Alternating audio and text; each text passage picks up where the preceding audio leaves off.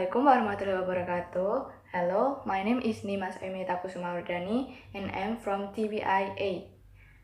I made this video to fulfill my speaking midterm test assessment. Let's get started. In this video, we will discuss about CLT, Communicative Language Teaching. I will explain you Communicative Language Teaching Approach, CLT. The communicative approach is based on the idea that learning language successfully comes through having to communicate real meaning. When learners are involved in real communication, their natural strategies for language acquisition will be used, and this will allow them to learn to use the language.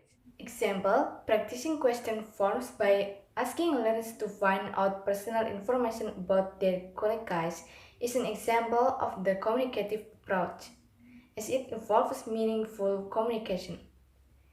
In the classroom, activities guided by the communicative approach are characterized by trying to produce meaningful and real communication at all levels. As a result, there may be more emphasis on skill than systems, lessons are more learner-centered, and there may be use of authentic materials. Its origins are many insofar as one teaching methodology tends to influence the next. The communicative approach could be said to be the product of educators and linguists who had grown dissatisfied with the audiolingual and grammar translation methods of foreign language instructions. They felt that students were not learning enough realistic world language.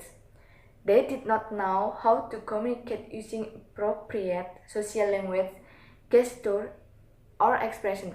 In brief, they were at a loss to communicate in the culture of the language studied. Add text interest in and development of communicative style teaching mushroom. Authentic language use and classroom exchange where students engaged in real communication with one another become quite popular.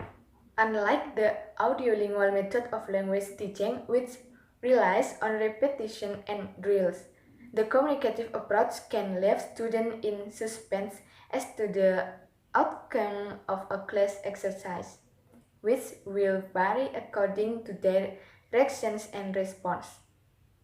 The real-life simulation changes from day to day. Students' motivation to learn comes from their desire to communicate in meaningful ways about meaningful topics. How do the roles of the teacher and student change in communicative language teaching? Teachers in communicative classrooms will find themselves talking less and listening more, becoming active facilitators of their student learning. The teacher sets up the exercise, but because the student performance is the goal, the teacher must step back and observe, sometimes acting as referee or monitor. A classroom during a communicative activity is far from quiet, however.